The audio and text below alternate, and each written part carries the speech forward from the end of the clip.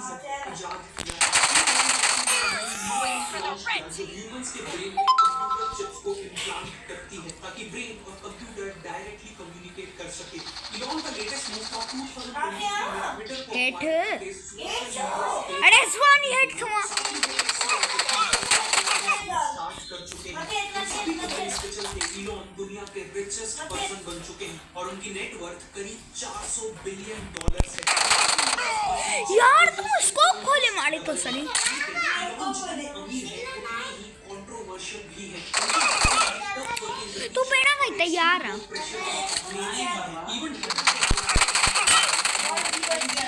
हजारों एम्प्लॉइज को फायर छोड़ना चाहिए कई बार स्टॉक प्राइस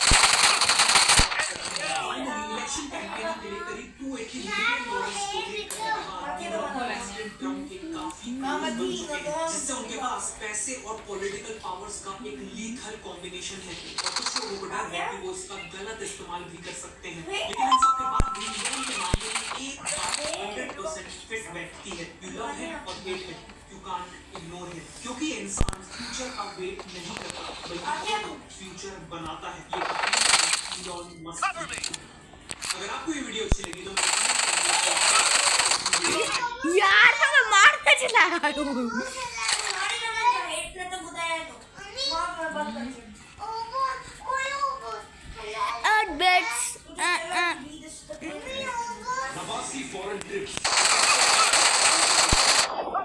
अरे भीतर रिलोड करेंगे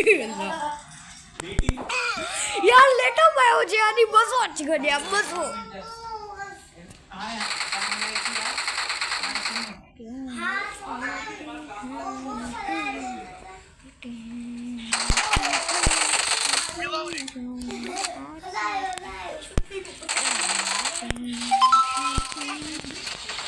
बारन के खबर आ चुकी है 6 साल जी बारन की खबर आ चुकी चाहूंगा टेक्नोलॉजी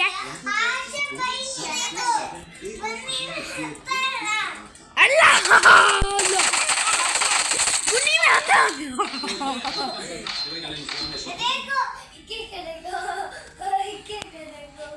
जो आप मेरे पीछे देख रहे हैं वो दुनिया की सबसे स्ट्रिक्ट और सबसे बड़ी जेल है। इस मेगा जेल में 40,000 कैदियों की कैपेसिटी है। यहाँ वो कैदी हैं जिन्हें आप सबसे बड़ा इंसान मानो।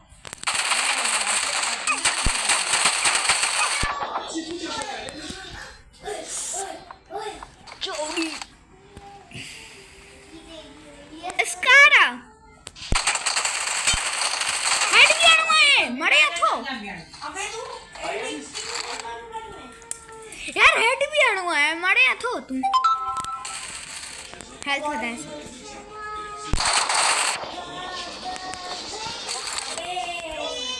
दिमाग खराब है वरना कोई बचाई थी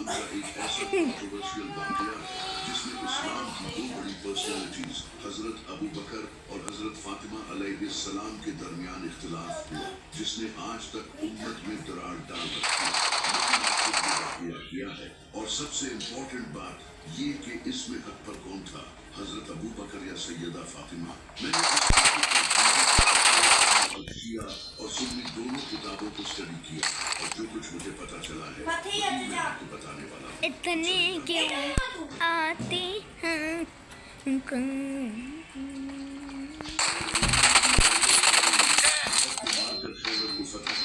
जो कि यहूदियों के लिए एक बहुत बड़ी शिकस्त थी।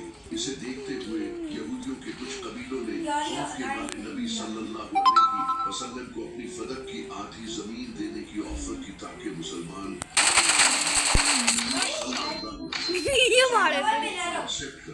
इसके बाद नबी सल्लल्लाहु अलैहि वसल्लम को फदक की आधी जमीन मिल गई। मुझे भी हैंग थी करे लाई हैंग करना टाइम ना इज्जत सवाला मोबाइल इज्जत खराब कराई थी मोबाइल इज्जत खराब किया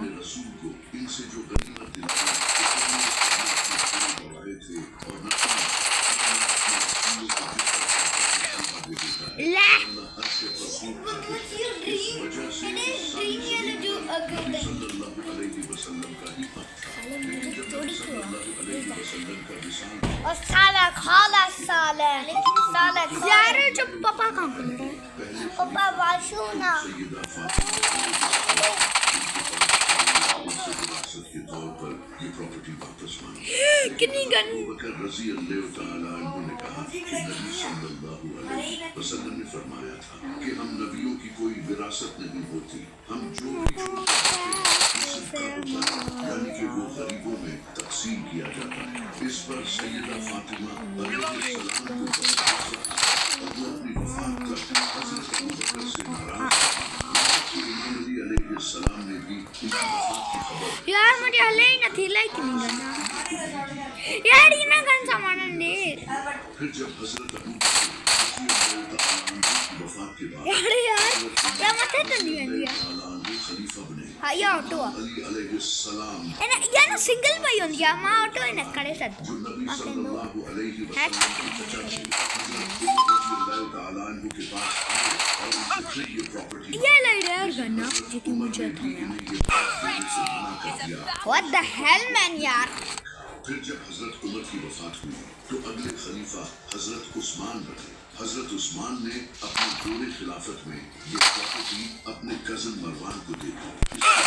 जब इमाम अली अलैहिस्सलाम स्नाइपर तो आपने अपने दूसरे खिलाफ AWM हाथ में क्योंकि उस AWM फ्री फायर वाली AWM बहुत बड़ी हाथ में हो चुकी थी, जैसे कि हजरत आयशा, मुआविया और खालिद। इमाम अली अलैहिस्सलाम अपनी खिलाफत सामने आए इन्हीं से लड़ते रहे और वैसे भी इमाम अली अलैहिस्सलाम ने फर्क इसलिए वापस नहीं दिया ताकि कई लोग मुक्कन साच खिलाफ न हो जाए, क्योंकि इससे बॉक्सिंग हजरत अबू बकर, हजरत उमर और हजरत उस्मान की खिलाफत में हुकूमत के अंदर था।